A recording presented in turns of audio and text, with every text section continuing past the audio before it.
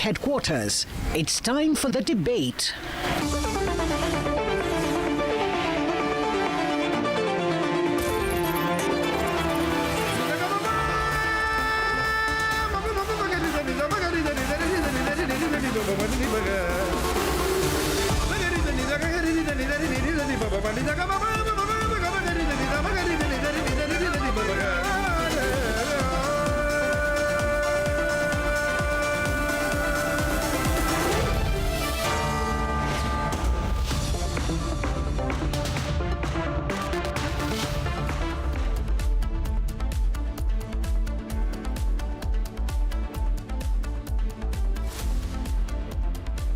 Hello and welcome. You're watching the debate with me, Shavin Sen. I'm filling in for Editor-in-Chief Arnab Goswami. Tonight on the debate, we are focusing on what's really happening in West Asia. Are we really looking at an abrupt end? Is President Trump looking for an off-ramp? All this and much more on the debate tonight. On the show tonight, Trump extends deadline for striking Iranian energy plants.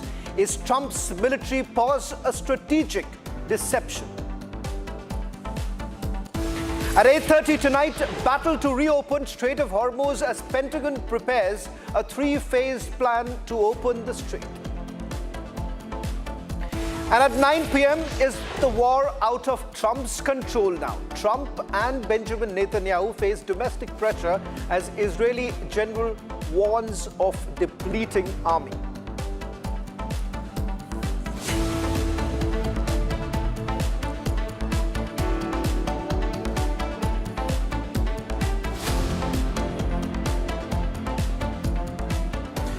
Good evening, ladies and gentlemen. With the war now in its 28th day, one sentiment is being discussed more than ever before, and that is whether America can be trusted at all. Time and again, Washington has made multiple promises only to walk away when it suited them. Now let's take a look at America's track record. America's deja vu, as we are calling it, and why America cannot be trusted. And the first comes in from Vietnam. In January 1973, the United States signed the Paris Peace Accords with South Vietnam, promising to withdraw its troops within 60 days and to respond strongly if at all North Vietnam violated the ceasefire. But what really happened? Because North America launched its final offensive in 1975, the US did not return to help South Vietnam, instead abandoned it. Now let's take a look at what really happened in Iraq in the 1990s. Under President Bill Clinton, the US repeatedly confronted Saddam Hussein over weapons inspections. In December 1998, after Iraq basically blocked UN inspectors, the United States of America launched what was called Operation Desert Fox. The goal was to degrade Saddam Hussein's weapons program and military capacity. US contained Saddam at the time by curtailing Iraq's nuclear program, eventually killing him back in December 2006. And everyone knows about what really happened with Iraq when this entire narrative was all about WMD. Now that never happened. Take a look at what happened in Afghanistan. That is back in February 2020. The Trump administration basically signed the Doha Agreement with the Taliban, the same Taliban against whom they began the entire war. They promised a full withdrawal of all American and NATO forces by May 2021 in exchange for Taliban counterterrorism guarantees. The Afghan government, America's ally, was not even at the table. In August 2021, Kabul fell and the Afghan government collapsed. America once again abandoned its ally and left the country under Taliban rule. Now, these are not just isolated cases, viewers. In each, the United States of America has given multiple assurances of support, set deadlines, and then withdrew. Classic American style. It's a trait of the Americans to say one thing and do the other. Now, look at the ongoing conflict with Iran.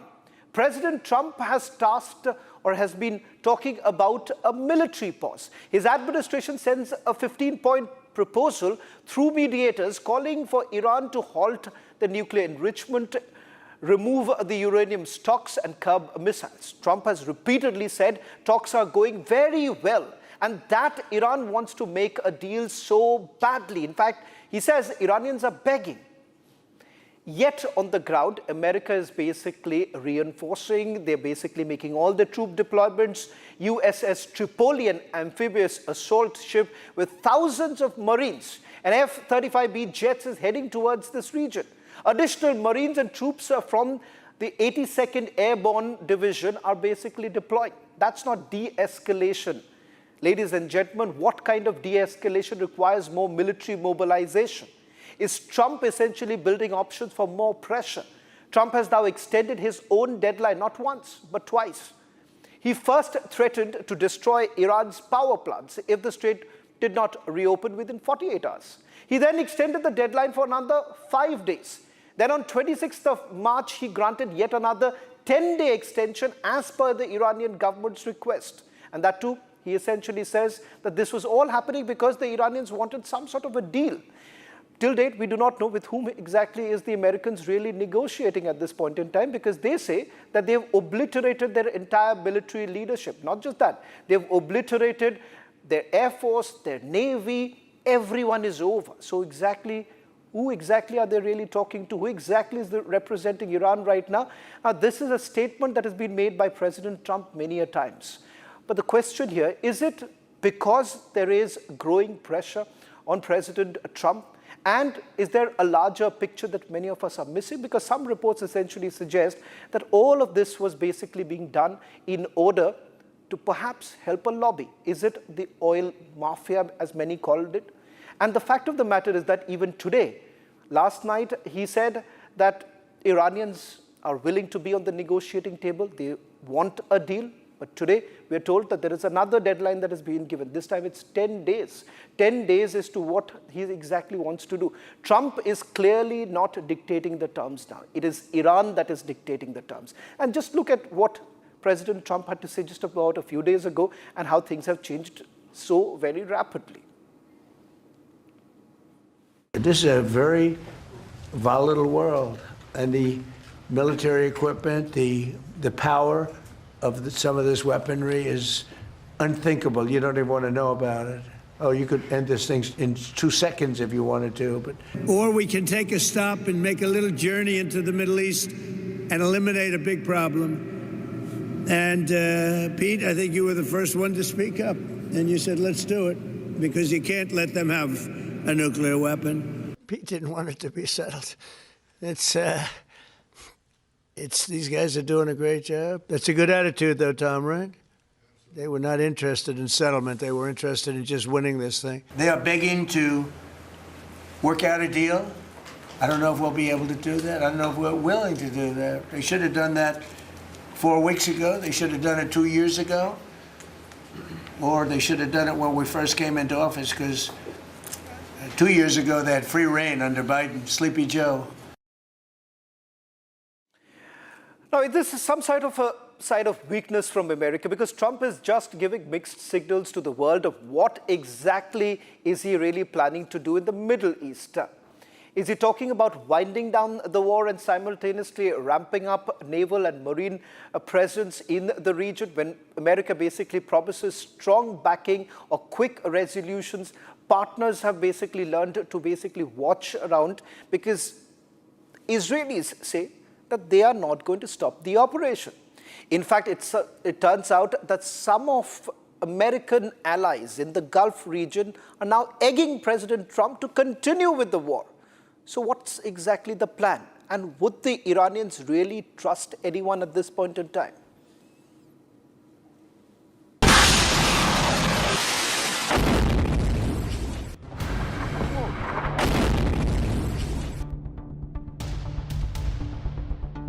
You know, I don't like to say this.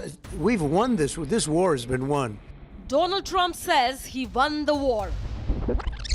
Or are you that this peace deal will work out with Iran? You're talking about to end it?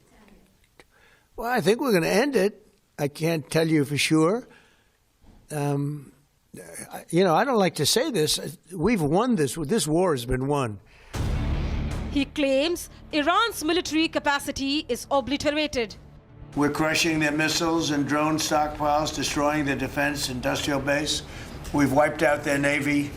completely, their Air Force completely. We've wiped out a large percentage of their missiles. And the missile launchers, without the launchers, the missiles don't do any good. And we've knocked out probably close to 90% of the launchers, probably more than 90% of the missiles themselves. Between some they fired and more than they fired, we knocked out. He goes one step ahead and pauses the strikes, extending the deadline to April 6th. But Iran, it seems, is not falling for the trap. This unjust war of whims by the United States and Israel against the noble nation of Iran is the direct result of silence in the face of earlier manifestations of lawlessness and atrocity in occupied Palestine, Lebanon, and elsewhere. The United Nations and the core values it embodies, you all need to call out the aggressors and let them know that the community of states, the human collective conscience, hold them accountable for the abhorrent crimes they are committing against Iranians, to defend themselves against the brutal aggressors who know no boundary in perpetrating all sorts of crimes, a defense that shall persist as long as needed. What US calls a pause, experts are calling it a strategic deception, a tactical breather to plan, mobilize, increase military presence and strike harder. History lessons support the stance. Vietnam,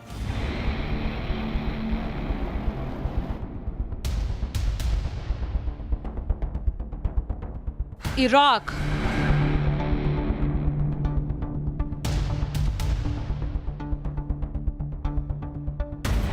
Afghanistan,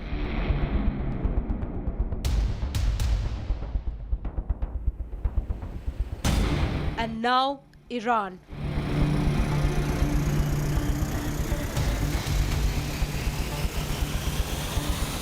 Question remains, who will trust America?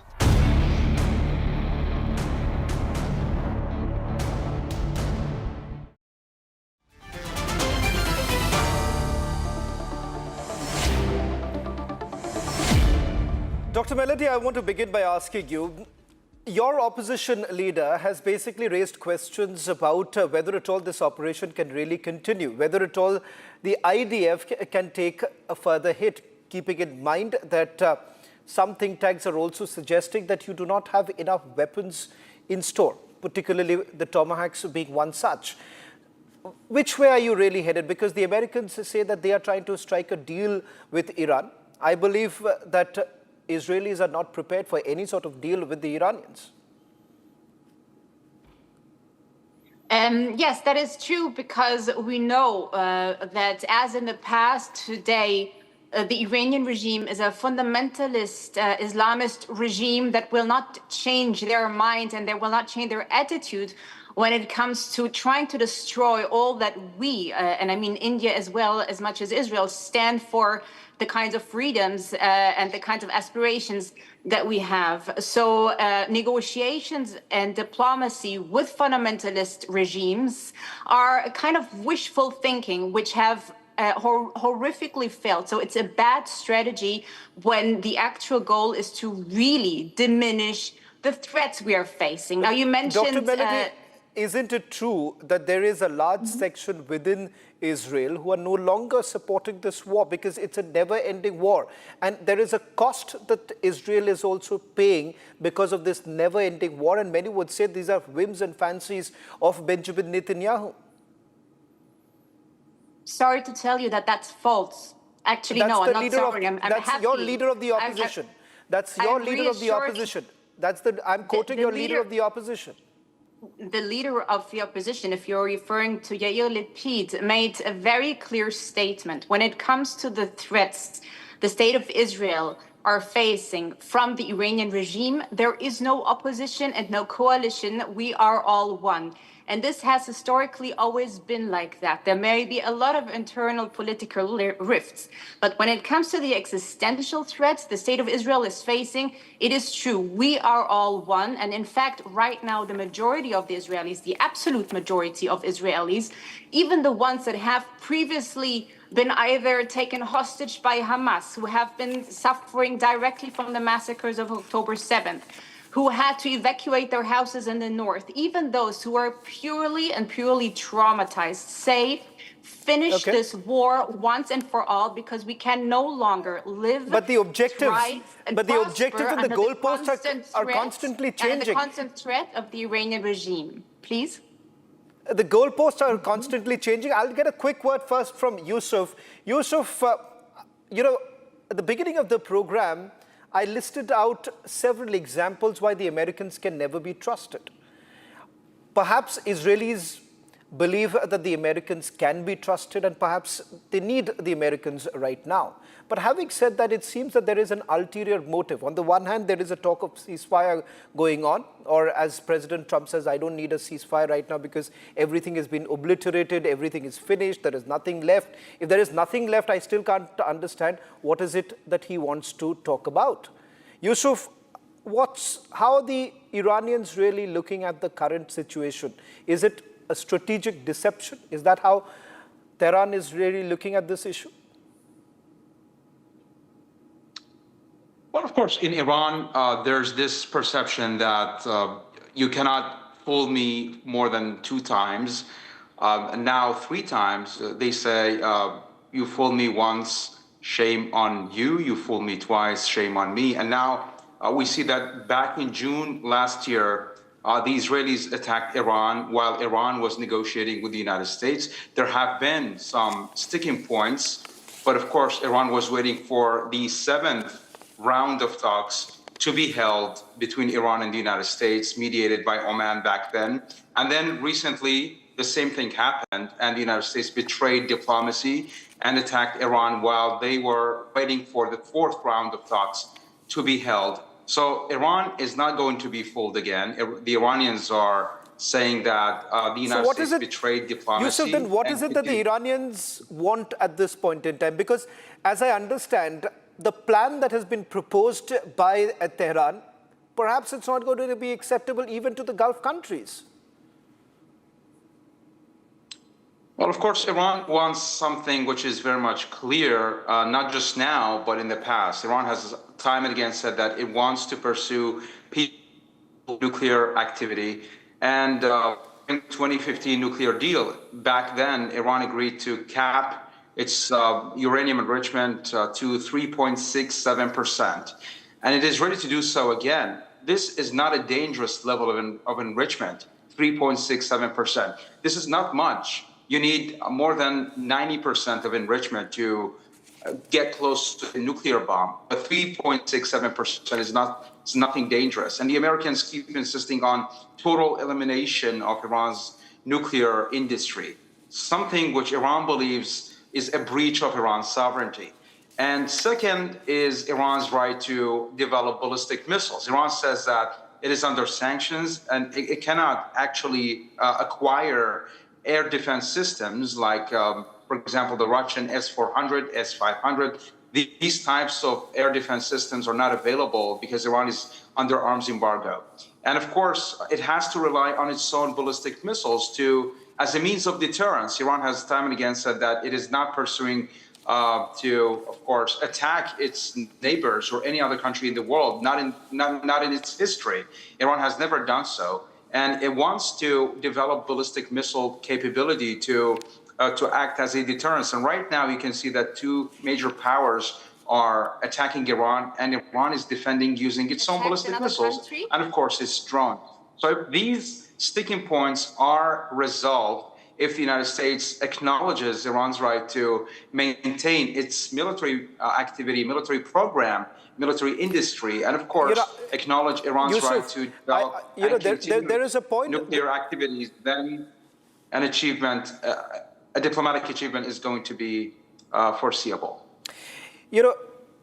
One aspect that perhaps the Iranians will have to also accept is that how long can you keep saying this, that we don't wish this nation to exist in the first place? Now, from that position, I think so there can be no talks to begin with. I'll come to that point in a short while from now. But Bursin, the fact of the matter is this, that if you really look at the trajectory that has been taken up by the Americans from the time the talks were actually happening about the nuclear program to begin with, to what really has happened in the last few days, in the last 27 days, no one can actually perhaps wrap around their head as to what exactly are the Americans looking at right now. Because some believe that there is an off-ramp that he's looking at right now. Some believe that he wants to desperately find a way to say that, hey, we have won the war. But the fact of the matter is that it is advantage Iran today. Far from it. There is no advantage to Iran. The very fact that Iranian delegation had to fly to Islamabad for these preliminary talks about talks, they needed permission from Israel command because they're not even in control of their airspace. Now, that's just one latest example I'm throwing to you of what ground and air realities are. The question of Iran actually now, having Bursin, I'm sorry to interrupt you. I'm just giving you a small example here. Right from the beginning, when this war actually began, a list was basically put out that we have decapitated the military leadership of Iran. Let's be very clear. Those yes. who are here, you've studied more about Iran than many of us, but have we forgotten the fact that their entire thesis of military understanding basically stems from the fact that it is not centralized. It's a pipeline that runs through the entire country. So no matter how much you basically say we have decapitated their military leadership, there is a second rung that has already been put in place. So what you're basically looking at is a regime change which has not happened. Military leadership, you may have weakened it considerably, but the fact of the matter is that 28th day, they're still fighting on. Yeah, so what do you expect in a month with these stunning successes that you're not talking about? And speaking of regime change, let's go back to Iranian studies, which is my field.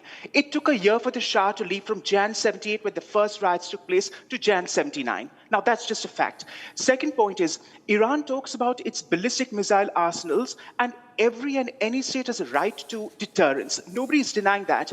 But what do you do with that ballistic missile in the way you use it for funding regional proxies and creating havoc across the region? That is what's happened, and those are ground realities. The missile arsenal in Iran has not been developed with Israel in mind. Just ask Pakistan what happened when those missiles and drones were fired in January 2024 into Pakistan. These are, again, ground realities. Then you talk about nuclear caps at 3.67%.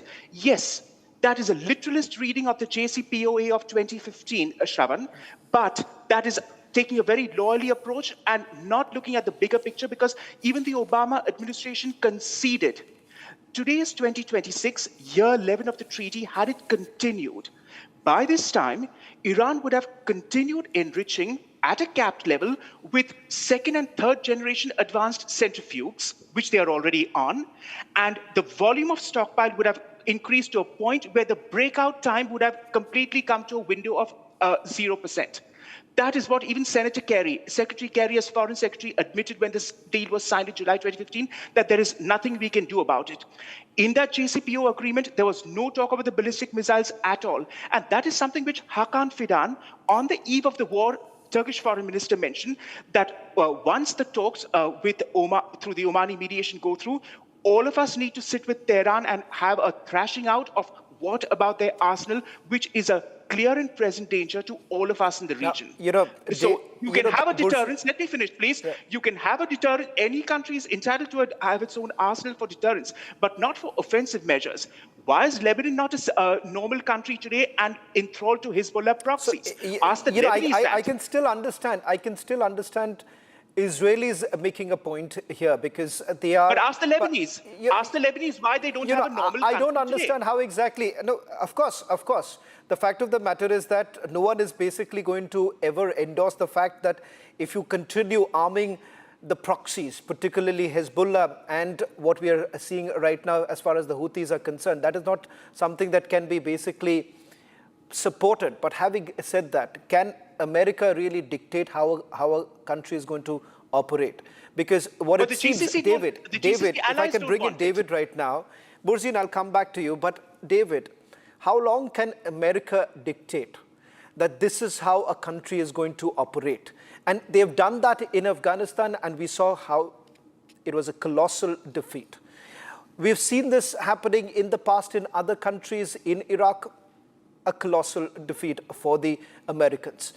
The fact of the matter is that you say that you want to bring in liberal values, and this is how you want the world to see it. And that's the reason why many in America saw this as, a pragmatic approach of President Trump as far as his first term is concerned. Now, rather than calling the Iranians lunatics, I think so President Trump really needs to rethink as to how exactly the world really viewing his approach.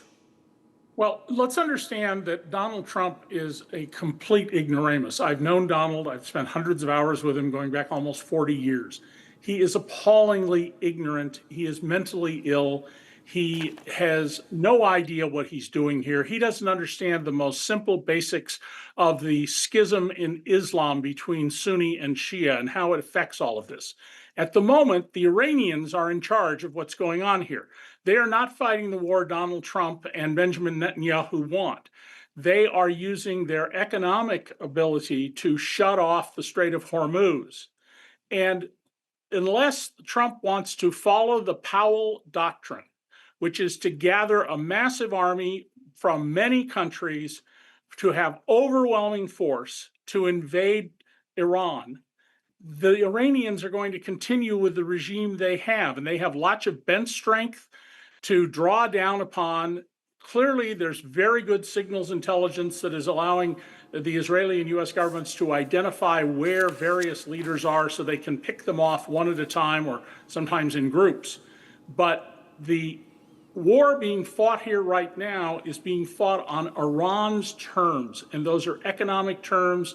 But Burzine does not agree. David, Burzine does not agree. Burzine and many like Burzine have been arguing pretty much like what President Trump's administration is facing. There's no Air Force, there is no Navy, we've obliterated them. In fact, there is no leadership that exists. The question is that if that is the premise on which they want to have the talks, I don't see they making any headway. It's a faulty premise. It's the premise that you have to fight a war on the terms we want to fight it on. And the Iranians have been preparing for something like this for a long time, and they're doing it their way. This is asymmetrical warfare. And underlying all of this, don't lose sight of two things. This is an unconstitutional war. Only the American Congress has the power to declare war. And secondly, Donald Trump, whose approval ratings are just falling through the floor in the United States, is desperately trying to make sure that people don't focus on the Epstein files and why he is hiding evidence that he says would exonerate him, and that all indications would prove that he is a serial child rapist.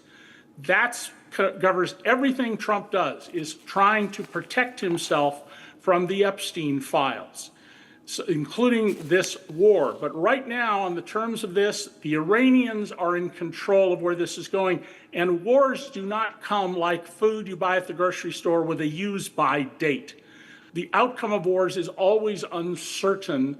Trump is not in control here, and I'm sorry, I've got to go teach my university class. Right. David, thank you very much for joining us. Dr. Melody, I want to come back to you, and I just want to quote what your leader of the opposition said, and there is a reason why I'm quoting. You may say that I'm excessively quoting your leader of the opposition, but this is for the first time since the war has actually begun. I would like to hear the quote that you're mentioning. Before that, you would have to allow me to react to David. I will. I will let you respond. I will certainly, Dr. Melody, I'll let you respond to both. Then please go ahead. He says he no longer has a way to continuing mobilizing reserves. These reservists are exhausted, worn out. The army doesn't have enough soldiers for its mission. Then he says that the warning has been given. You cannot continue to abandon Israel's security in wartime for petty politics. Now, the fact of the matter is this, and I'm sure, Dr. Melody, of course, you have the right to protect your country, and no one ever is going to support the kind of attack that Israel has seen on 7th of October. That no one is going to forget. But how long can this really continue? There has to be a middle path. Okay, then a quick comment. For me, it is a premiere. I heard a lot about conspirationalists and conspirational theorists also from the USA.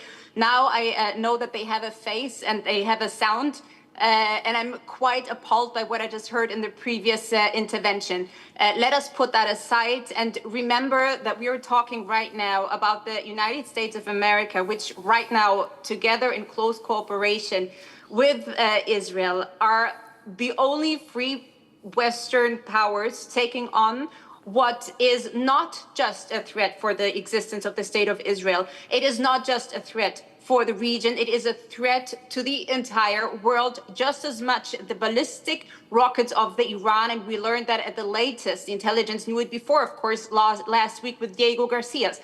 Ballistic rockets today can reach New Delhi. They can today reach Berlin, Paris, and the Iranian regime have previously often threatened not only Israel, not only the big devil America, but also European states if they do not abide by their nuclear bribery. So putting that aside, I go back to answering your question about Yair Lapid's comments, and I will not bore your audience, your precious audience, with internal Israeli politics, but that quote refers to something else. It refers to an internal debate between ultra-Orthodox serving in the IDF or not serving in the IDF. It's a rift about the internal equality, because the secular Israelis are the ones stemming the burden when it comes to serving in the IDF.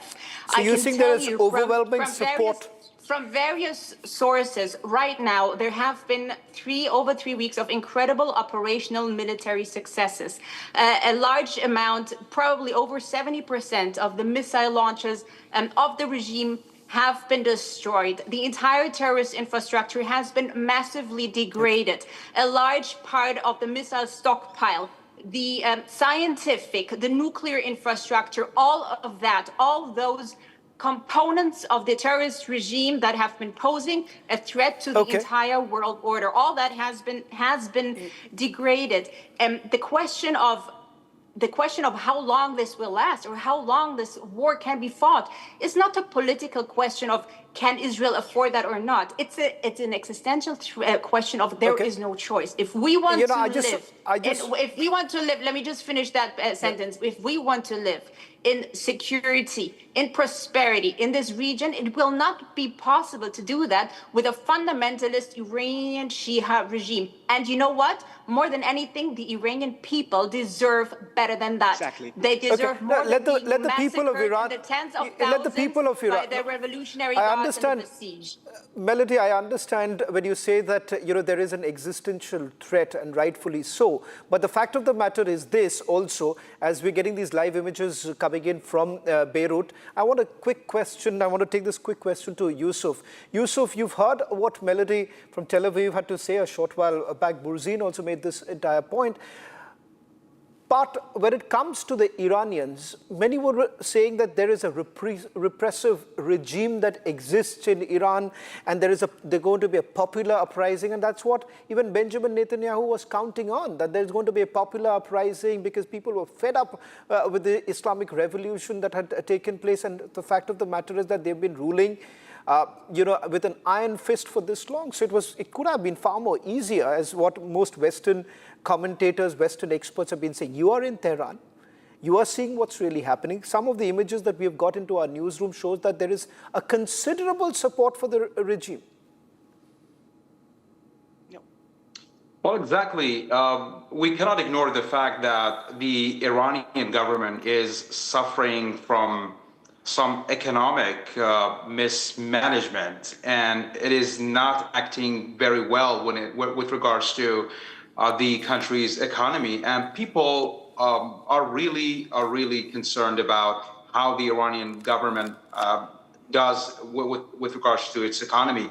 And that is what led to the December protests, December last year, which continued until mid-January this year. So the drive was economic grievances, but of course, Iran believes that there have been some elements that try to instigate chaos and try to derail the protests from peaceful, economic-driven protests to anti-government gatherings and protests. And we all heard about the consequences and thousands of people who lost their lives in those protests and clashes with security forces. But speaking about now, doesn't seem to be any indication of people going on the streets to try to topple the government. We have seen only some pro-government ralliers, supporters of the Islamic Republic, taking to the streets, staying on the streets even until 3 a.m. Local time. So, that's the other. That's the perspective. That's the perspective that, it seems to be missing from the entire narrative that has been spoken about. Thank you very much, Yusuf, David, and Melody and Burzine for joining us on the debate. What we are essentially focusing on is what perhaps is going to be the strategy for the Americans. Ceasefire claims on one side, war planning on the other. As the Strait of Hormuz remains a live battlefield, both Washington and Tehran are now openly preparing for the next phase. The Pentagon, in fact, has drawn up a 3-phased plan to reopen the choke point. Even as Iran signals relentless retaliation, here's a report on how this conflict could escalate further and what both sides are essentially preparing for the mobilization of US troops to laying of mines near the Strait of Hormuz by Iran.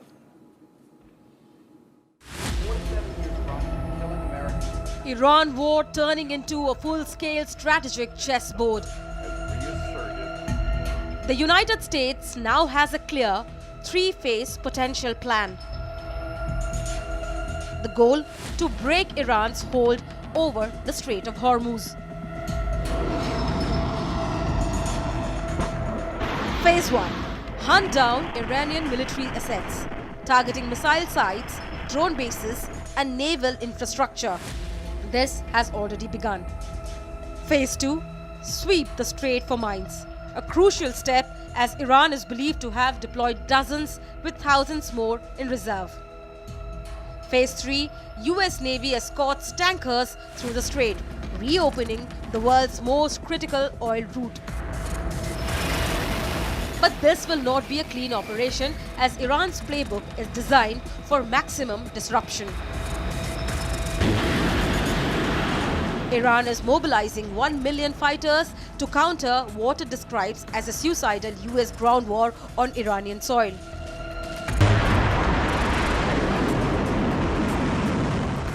From above, missiles and drones are ready to military ships. While at sea, swarms of fast attack speedboats loaded with explosives can overwhelm even advanced defenses. And below, a deadly minefield turning the strait into a floating trap. As this battle plan unfolds, the US is rushing in forces. Over 7,000 US troops ready for rapid insertion into a war zone. It seems Strait of Hormuz could decide the course of a global conflict ahead.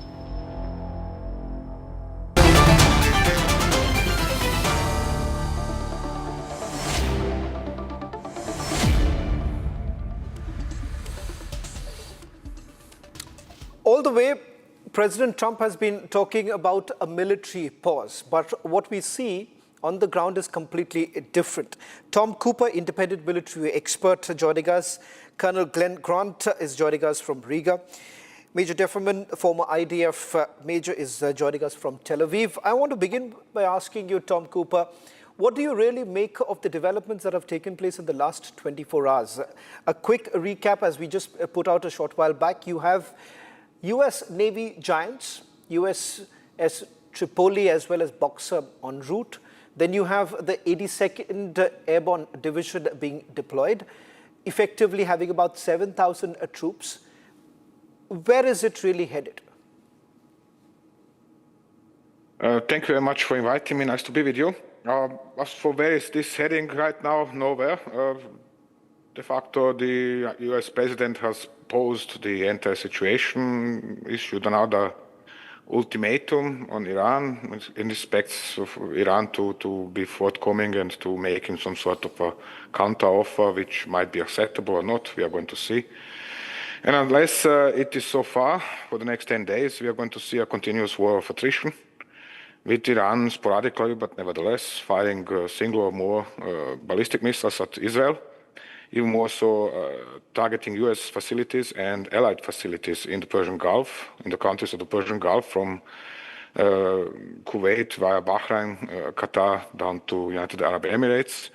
We are going to see also Iranian strikes on US facilities in Jordan. And in turn, we are going to see even more of US and Israeli strikes on, well, meanwhile, even music academies and single guards posts of the Basiji and IRGC around Iran, particularly on police stations in western Iran. Also several such US strikes on police stations in eastern Iran. We are going to see sporadic strikes, but highly ineffective by Israelis in particular, but also by the Americans on some of those 27 so-called missile cities in Iran. These are massive underground facilities constructed intentionally under the reach of US bunker busters, or at least the majority of US-made bunker busters as deployed by Israel and as deployed by the United States. Right. And while this is going on, the US ground troops are going to be preparing for their part of the task. Colonel Grant, if I can also bring you in right now, because what we see is an indication coming in from President Trump time and again when it comes to Kharg Island. For almost 38 years now, President Trump has been talking about Kharg Island. His interview back in the 80s, where he's essentially spoken about, why getting the Kharg Island becomes extremely crucial. Now, I want to ask you, Colonel Grant, with all the military developments that are taking place, do you believe that boots on ground is exactly what America is basically looking at right now? Because that perhaps is the only way they can actually go back to their own audience back home, telling that, look here, we have won the war. Because right now, it is clear advantage Iran. Yeah, well, I mean, first of all, back home in US, they're already saying they've won the war. So they don't need to, even Trump's acolytes are saying we've won the war. All we're doing now is getting ready to open the strait. Boots on the ground in Kharg Island is interesting. I mean, the first thing is if Trump actually has any intentions for, let's say, stealing Iranian oil, then he does need Kharg Island. But you have to remember that the majority of Kharg Island is storage. It's not actually oil pumping. So he could go onto Kharg Island and then the Iranians could then just stop pumping into Kharg Island, leaving lots of troops there doing nothing. But so from why what is there is so being much of interest? If that's the case, now that's a very interesting point that you make, Colonel Grant. Then why exactly is there so much of interest in Kharg Island? And because from the kind of military deployment that has been done, it all points towards one thing. Because how else do you really open up the strait? Yeah, I think that is another thing. You open up or you dominate the strait from Kharg Island. They think. But of course, Iranians have got the capability to bypass Kharg Island and still make the straits untenable, either by drones or by missiles. So I think that America is sliding itself into something that is somewhere where they shouldn't be going. Let's just say that. But it looks as though they are. Okay. Major Defferman, I want to bring you in right now with regards to what the UAE has been talking about. The UAE says that a UAE-led Hormuz security force, many would say it's an admission of failure, because what has essentially happened is that this force does not even exist. It has never materialized. 22 countries issued, a joint statement. Not a single one has basically announced specific contributions, ship deployments, operational timelines. So let's be very clear that when it comes to the Strait of Hormuz, you cannot bypass the Iranians right now. You need to get them on board. Well, that might be true in the short term, but I think what is really clear is that the Gulf era of the GCC strategy of essentially trying to placate and stay on the good side of the Iranian regime has failed. And they do need to, they're getting hammered night and day in a war that they didn't ask for, they didn't start, they didn't even partake in. And their entire strategy for the decades has been to try to buy off, to make nice, to be, a hub for business for the regime. and to not be involved in any of these hostilities, and it's clearly not working. So they are going to have to step up time and again. I know they are very considered. They're worried about the Iranians escalating even further against their energy facilities, their water facilities, etc. So far, the straits are not completely closed off by the Iranian regime. They can do a lot more to close it off. Things are going through as we speak, and they're going to have to be a lot more proactive, either in bringing an end to this war, and then how do they, now realizing that this is a serious existential threat to them, not just to Israel, not just eventually to the United States or to Europe, how do they take a much more active role in weakening this regime, in degrading its capacity to shut down the straits and to threaten their own countries and their economies and their livelihoods? And one day, even, how do they play some kind of role in even bringing down this regime that's now threatened them and attacked them unprovoked for the last 3 weeks? Tom, I want to bring you in with regards to how exactly is the GCC really prepared in this particular case? Because despite the kind of hit that they have taken, particularly Saudi Arabia and of course UAE, why is it that they have been reluctant in getting into the war? Because that is exactly what is frustrating the Americans. That is what is exactly frustrating the Israelis right now. Is it because they believe that if at all they do so, if they go whole hog, then the repercussions of it is going to remain for a very long period? Well, that is one of the points about all of this. The Americans and Israelis, and Israel in particular, want the GCC countries to enter this war on their side, while they have started this war without informing them that there is going to be a war. Firstly. Secondly, the GCC countries have now seen, even if they are protected additionally by, less so by the Americans, but by different European allies. For example, there are Royal Air Force Eurofighters deployed in United Arab Emirates. There are Italian Eurofighters deployed in Kuwait. There is a Greek Patriot battery in Saudi Arabia, and so on and so on. So they are reinforced by Europeans. And even this is not enough for them to defend themselves. They are not really attacked. Iran is not attacking their own military facilities, but actually US military bases in Kuwait, in Bahrain, in Qatar, in United Arab Emirates. And it was only once, whether it was United Arab Emirates or Israel, Israel has targeted oil facilities in Iran, and then United Arab Emirates have targeted a desalinization plant on Qashm, that Iran started targeting such facilities as well. So, as a retaliation. And this was obviously stated in this regard. So what they have to expect, should they, I mean, I have to talk as devil's advocate, obviously, here. What they have to expect from their point of view, and this is what is making them reluctant, is that in the case that Iran starts targeting their military facilities, then these are going to be hit as hard as US military facilities have been hit the last 3 weeks. And we have seen, for example, Iran successfully destroying all the major radar stations of the US armed forces in the Middle East, from Jordan via Iraq down to Kuwait in particular, in United Arab Emirates, Bahrain, Qatar, everywhere. So the United States have then brought in new radars from, for example, South Korea, and this was knocked out as well. So the Arabs in the GCC countries see what is going on around them, know what is going on around them.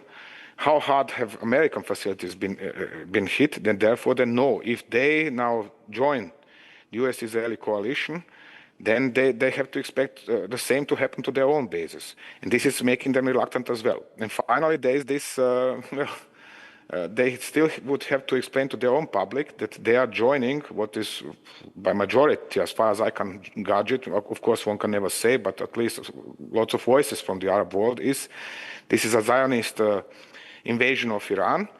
This is an attack on a Muslim country, whether this is Shia Muslim country or Sunni, it doesn't matter in that regards. And therefore, people are not particularly enthusiastic about their regimes now joining the fray and fighting on the US and Israeli side.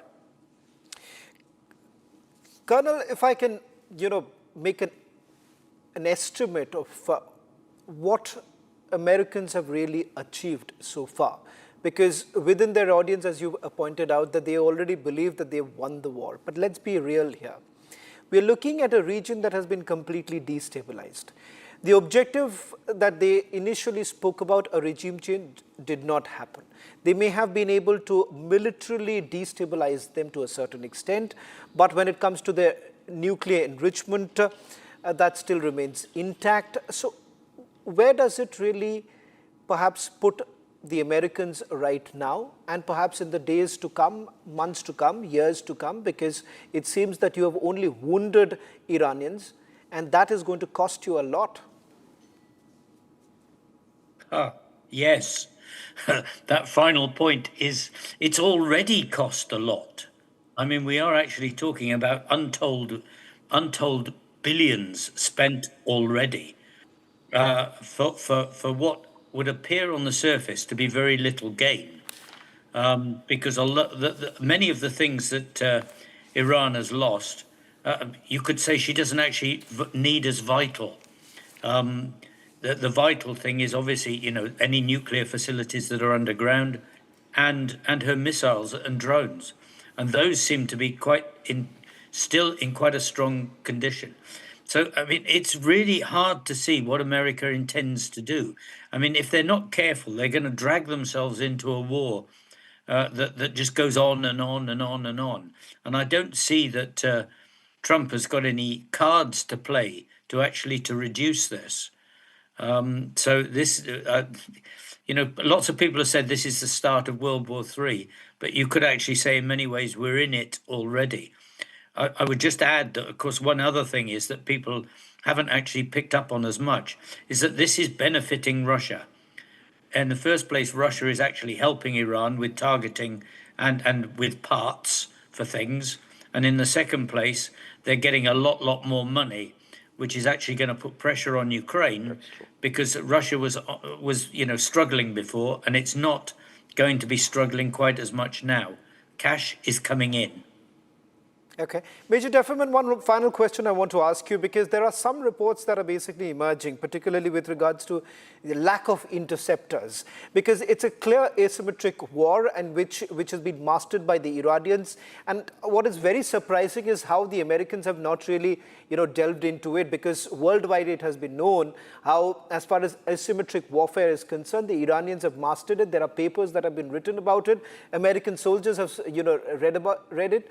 But the reality is this, that you are basically fighting a war which is asymmetric in nature, and the Iranians have mastered that. How do the Israelis really take this forward, keeping in mind that you're now facing massive shortages? It's an asymmetric war. I'm not sure what it means that the Iranians have mastered it. Almost from the first day of this war, Israel and the United States have achieved complete aerial dominance over the entire country of Iran. The entire leadership has been taken out. Major missile launching, storage, and production facilities have been taken out. Regime targets in command and control and electronics have been taken out. The most of the Iranian Navy has been taken out. Its Air Force has been taken out. So I'm not really sure what it means that Iran is winning this asymmetric this war. The fact that Iran is able to launch missiles still at Israel and drones and missiles at the Gulf states, yes, it's true. It's a nuisance. We have to head down to the bomb shelters multiple times a day.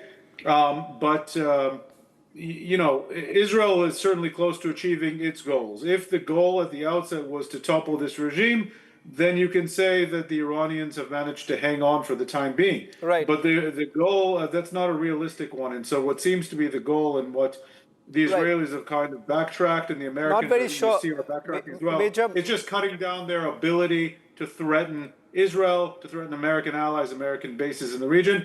And as far as that goes, those goals this is the conversation for another day, Major, because I'm running out of time, because what many of us cannot still understand is that what are the objectives that have been really met with? Because President Trump says something, Benjamin Netanyahu says something, and the reality is something completely different. So that's a different, conversation altogether. That's all that we could pack in the first debate. The other big debate coming up at 9 p.m., Has Trump really lost the plot? On the one hand, he says that Iranians are begging for a deal. On the other, what we see a massive military deployment that's taking place in the face of shortages of interceptors. That's the debate coming up with my colleagues Niranjan and Abhishek.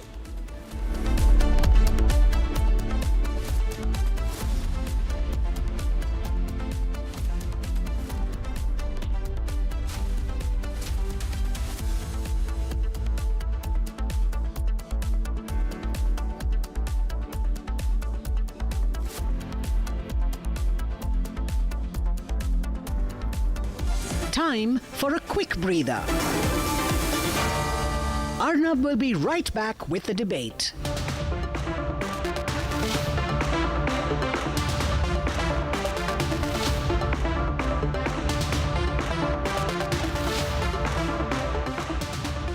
Powered by Century Ply Club Prime. रहो बेफिक्र. जब अपना कोई move किसी को move करता है ना यार, फील आ जाती है. भाई तू अपना है, तेरा सफर मुझे भी करना है. तूने प्रूव कर दिखाया यार, anybody can dream. मुझे लगा मैं नहीं, पूरा का पूरा मूवमेंट चल रहा है. Breathable fabrics, awesome comfort, effortless style, AD from the house of Arvind. Amity has been ranked among the top universities globally for producing the most employable graduates by the Times Higher Education UK. Yet another testimony to Amity's excellent placement record. Pure सूजी pasta उबालो मिलाओ और खाओ 8 minute में तैयार. क्या test है सबका राजा hardcore मसाला. अरे टेंशन किस बात की. सेंचुरी प्रोवुड का प्रीमियम प्लस है ना. लो एमिशन है, हाई डेंसिटी है, वाटर रेजिस्टेंट भी, टर्माइट एंड बोरो रेजिस्टेंट भी है. यानी ये है जहां नो टेंशन वहां. Premium plus by Century प्रोवुड.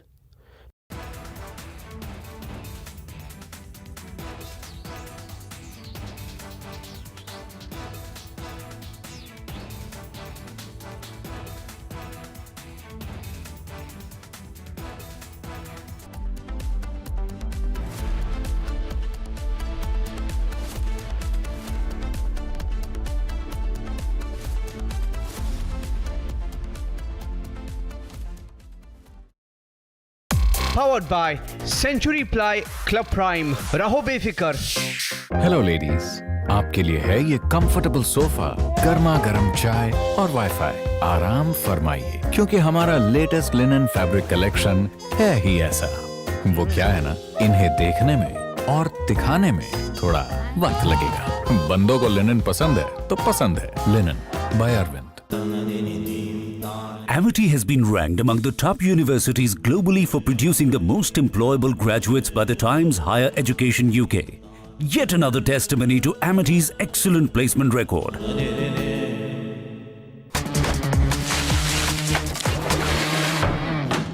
अरे टेंशन किस बात की. सेंचुरी प्रोवुड का प्रीमियम प्लस है ना. लो एमिशन है, हाई डेंसिटी है, वाटर रेजिस्टेंट भी, टर्माइट एंड बोरो रेजिस्टेंट भी है.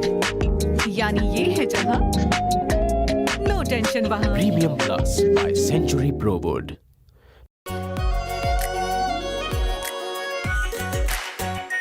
Are pure shahi paneer masala. Delicious, healthy, everyday. अरे टेंशन किस बात. This week on Get Me Right, is America's Iran war a crusade? That's what comes out of the Christian imagery being used by the Trump administration, particularly its Secretary of War, Pete Hegseth. This, even as the